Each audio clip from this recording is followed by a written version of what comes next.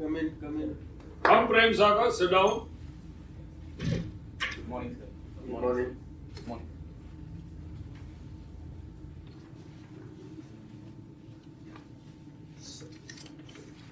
Can you name some major deltas in the world? Fertile areas, irrigated by river waters, prosperous, good agriculture. Yes, sir. As far as I can recollect, what is another? Don't ever qualify your place like that. Everything As is far as far. as How can you tell me something which you cannot recollect? So there's no need, no? And it makes you sound as the answer sound weak. Go to the answer straight. One is Amazon River Delta, sir. And the Nile Delta. The Nile Delta, okay. And Godavari Delta in here. And Ganga Delta. Okay, actually all these deltas are two river deltas. You see, it's Indo-Gangetic plain. Okay, and then it's a Krishna Godavari basin. Okay, of course there is a Godavari Delta and a Krishna Delta also.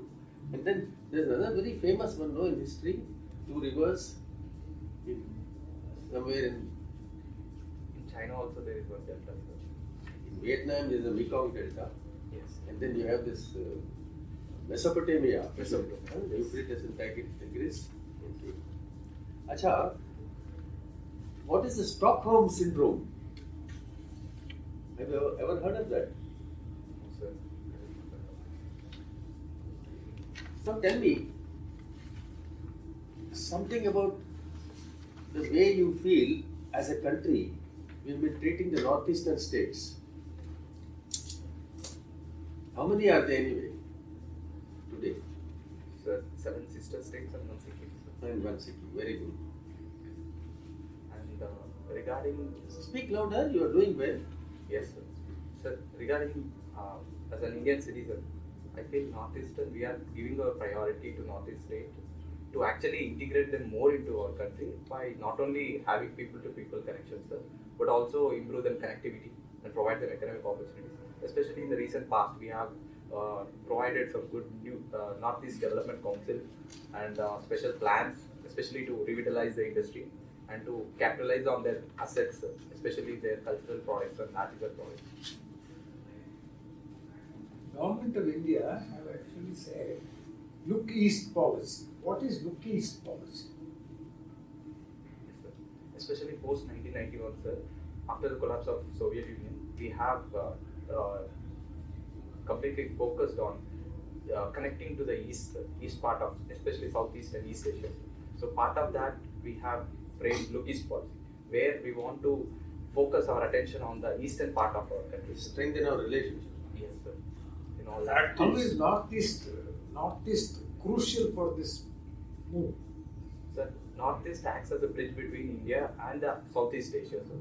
So it is very crucial to actually improve the connectivity and also to regain those connections with those countries, sir, in the Southeast Asia. And that has been upgraded to the Act East policy, sir, where we are.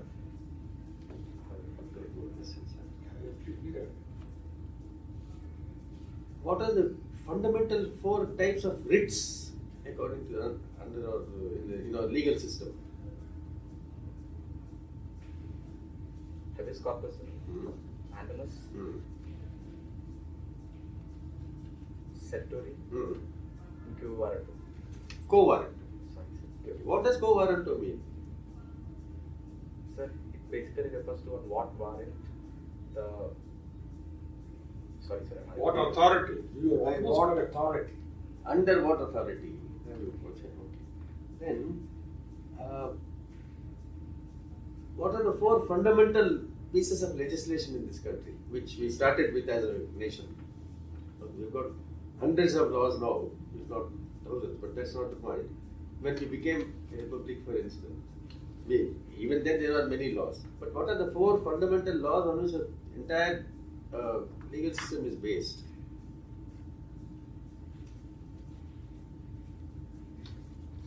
One is Indian Penal Code, sir. Okay. And there is 1935 Government of India Act, sir.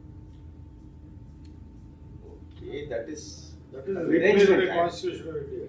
Yes. That is in fact a precursor to the constitution, really. Yes, sir. Okay. Criminal procedures. Right? Very good. Indian Evidence Act. Good.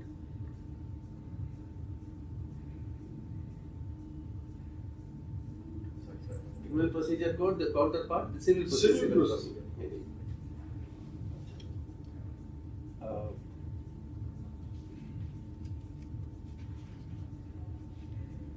who was India's first Indian Governor General? C. Rajagopal. What is the difference between an ambassador to India and a high commissioner to India? We have both in Delhi. Yes. So High Commissioner especially, we have this designation because we have a Commonwealth connection with the British. Have you heard about the Bodo Accord recently signed? Yes. What is that Bodo Accord about? So Bodo Accord, especially it was signed recently, it was to bring peace and stability and also territorial integrity of Assam, especially by having an agreement with the militant factions of National Democratic Front of Bodoland and Assam Bodoland Students Union. So they had historically there was a separate demand for the Bodoland, both politically and militarily as well. So with this agreement, we have actually asked, or they have surrendered all this non-violent method, and they have agreed to respect the territorial integrity of the state. And But we already had this BTAD. We have a chap called Hangrama Mohaliari. We had Bodoland Territorial Council. What is new about this? so earlier accords have not completely integrated all the factions of NDFT. So now all the factions are submitted to this agreement. And also now we are actually developing that by providing certain central assistance to the Bodoland Territorial Council, I think. So they are feeling more protected now and also in securing their identity. And even Assam is also happy with this accord. So It is a tripartite agreement. yes.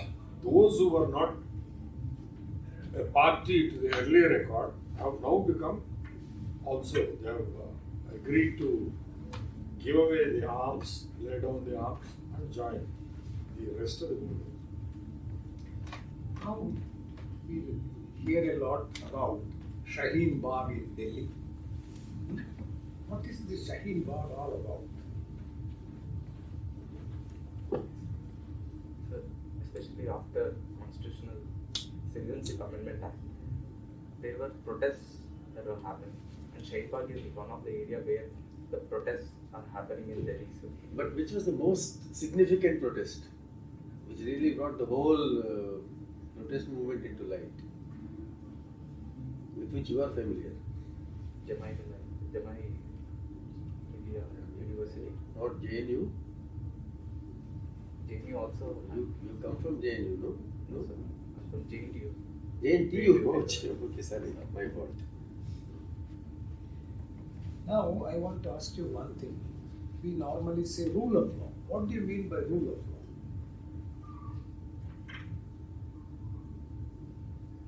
So rule of law refers to treating both law as equally, all laws equally, and also everyone being applicable on equal basis to the law in front of law.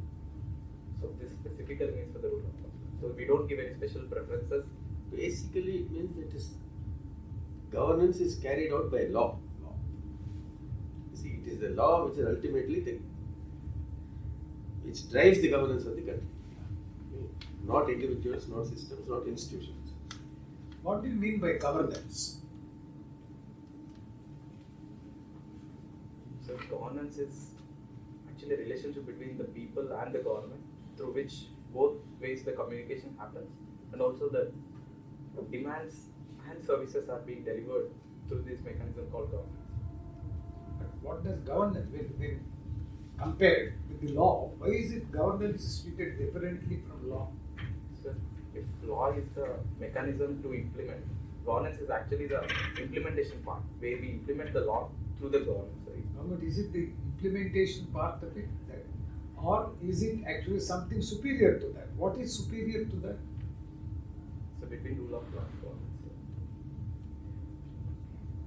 Rule of law is superior. Rule of law is superior to governance. Governance actually means higher principles, policies, regulations, etc., which govern all institutions in a country. So governance is considered always higher. Suppose a boat is there. In a boat there is a captain. The captain's duty is different from the duty of the person who is rowing the boat, isn't it? Yes. The person who is in charge of the boat is actually directing it in the proper direction and safely guiding it to its port, destination. Whereas the other things are actually day-to-day affairs, isn't it? So that distinction you must mention when it is governance. I spent one whole Then in hour that case, yesterday. I'll ask one more question. You see, we normally say law and order. Why do you say law and order and not separately law and separately order? So first thing, because they are completely intricately linked, and we actually provide order through the law.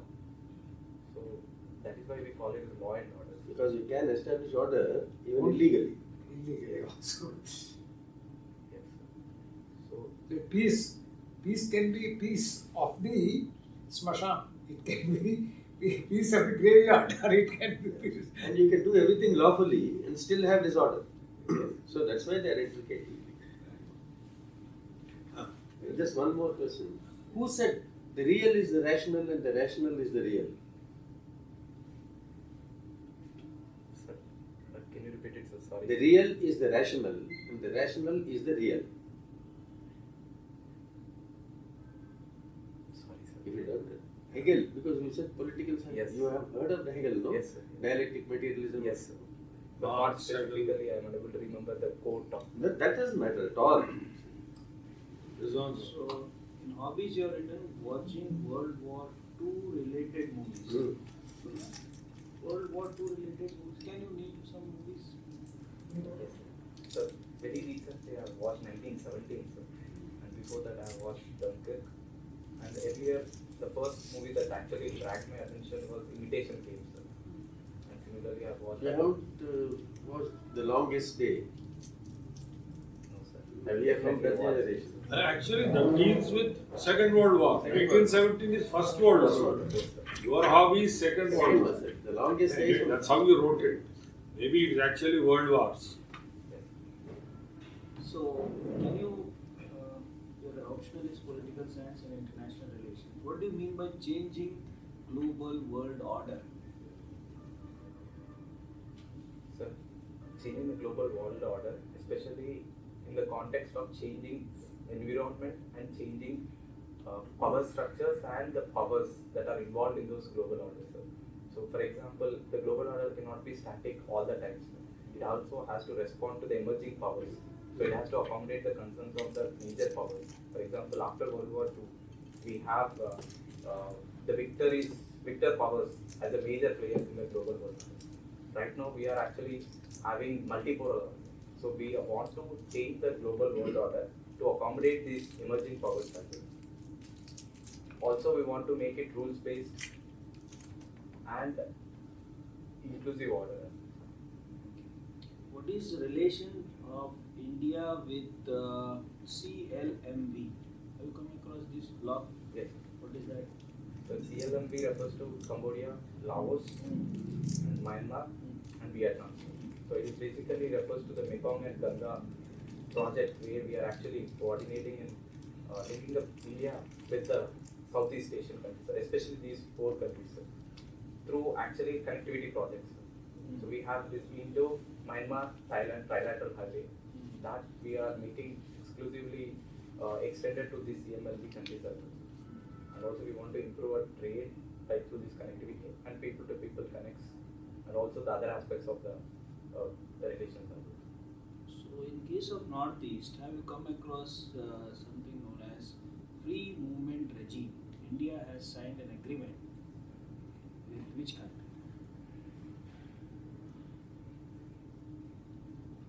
Sir, is it related to BBI corridor, I believe, sir? Bangladesh, Bhutan, and Free movement regime, India and one country. it is Nepal. Nepal already we have free movement, right? We Oh, don't very require easy. visa document and all these things. then I'm not sure, sir. Good. ठीक है और last one. What is this Kaladan multimodal project? So Kaladan multimodal project is basically to connect Northeast and to actually overcome the geographical barriers in connectivity of India with its Northeast and also to improve its relations with the Southeast Asia. So Kaladan multimodal, as its name suggests, there's multi-modes where we use inland waterways, also road to connect Myanmar Myanmar Sitwe port with Mizoram of India. Is it operationalized? So I'm not sure about the information that. What problem we are facing in Canada? It was supposed to get operationalized by 2016, but got postponed to 18, 19, now 20. Now speculations are there that it will be 21 also. What is the major problem that India faced in operationalizing this Kalada multimodal project? Not very sure of the impression, but if you allow me, I have the impression from the. No. I told you right from the beginning. You are not seeing the video. No guessing. No guess. Firstly, no guessing. Secondly, no asking for permission to guess is even worse.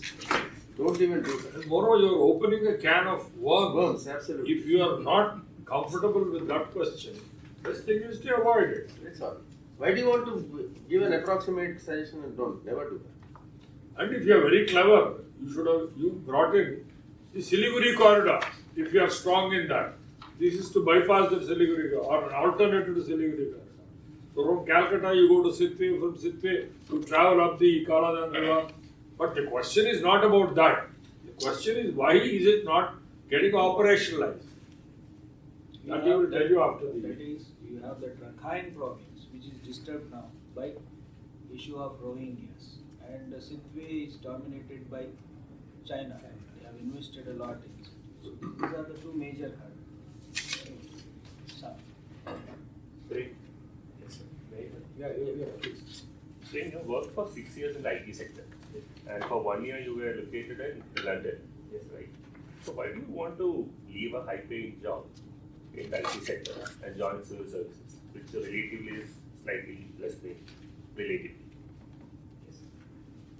So initially after graduation, my socio-economic position of family was not that good, and there was immediate necessity to join the job, sir. So I have joined IT services, but after a few years, I want to actually take a conscious decision regarding my career because I felt money wouldn't be the only motive for the service. So then, after evaluating various choices, I felt civil services has not only provides me opportunity for professional and personal growth, but also has social recognition for myself. And also it provides an opportunity to better the lives of the people. So I thought it would be the best platform for me to do. Okay. And your first choice is that you want to be a foreign service officer. Yes.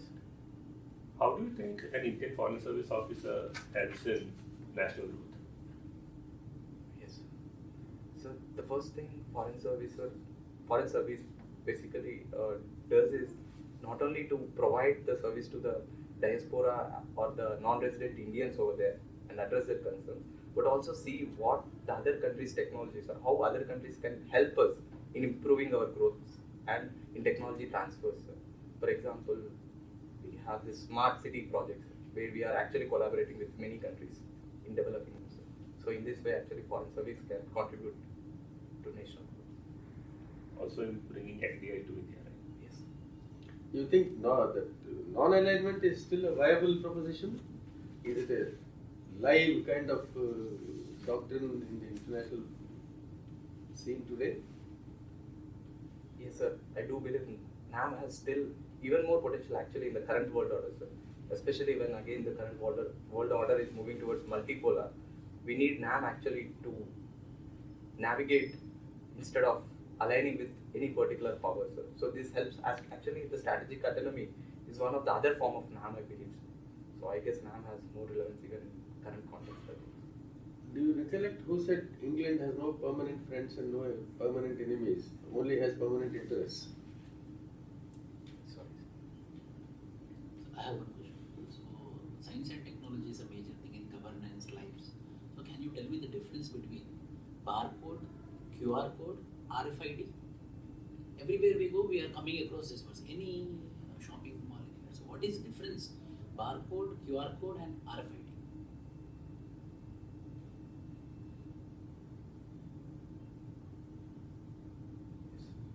So barcode depends on line of sight technology, sir, where we have to keep it in the line of sight to detect, sir. Whereas QR code depends on camera and the digitally encrypted image to recognize, sir. RFID doesn't need exact line of sight, sir. Even it has long ranges where we can detect using radio frequency technology. Excellent. One more question. I've learned the answer actually. I didn't know. The QR quick response code, it uses barcode. So QR code is a slightly more evolved form of barcode. Sophisticated version. And of course The toll gates, etc., what is being used? RFID. RF radio frequency. Prem, you have spent 6 years in the Indian IT sector, right? So what do you think are some of the strengths and weaknesses of Indian IT? Sir, first strength I believe is the low cost workforce. Especially we have huge human resource who are comparatively related to the other countries. We have very good workforce. Second thing, English communication skills which we have in our country, and also the IT sector development, especially after 1985, where we have got the internet, especially in the metropolitan areas. And apart from this, sir, we also have Some of the weaknesses, no? What are some of the weaknesses of Indian IT industry? So first thing, we are completely dependent on service-based industries, not the product-based industries. So we are unable to invest in research and development to provide intellectual property-related developments. So that is where I believe it lacking in service. Thank you. Thank you. All the best. You're very good. Do you have any questions to ask us? మీరు చెప్పలేదు sir అది ఎవరు England has permanent interest. Lord Acton. Lord Act. The same one who said power corrupts and absolute power corrupts absolutely. Yes, sir.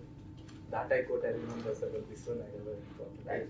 Since you're interested in non-alignment really also. Why he asked you that question was, when you say you want to opt for the IFS, I expected an answer which would actually say that I must protect my country's interests, I must maintain friendly relations with everyone, and I must be recognized as one of the important powers in the kind of world.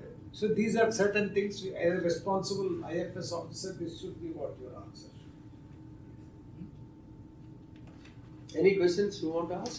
No, sir. Only answers. Very good. Chalo. All the best. Rizwan ji आप कुछ feedback? Chalo, good. Best of luck. You are very good. Remain relaxed and confident. That's all. Okay. Thank you, sir.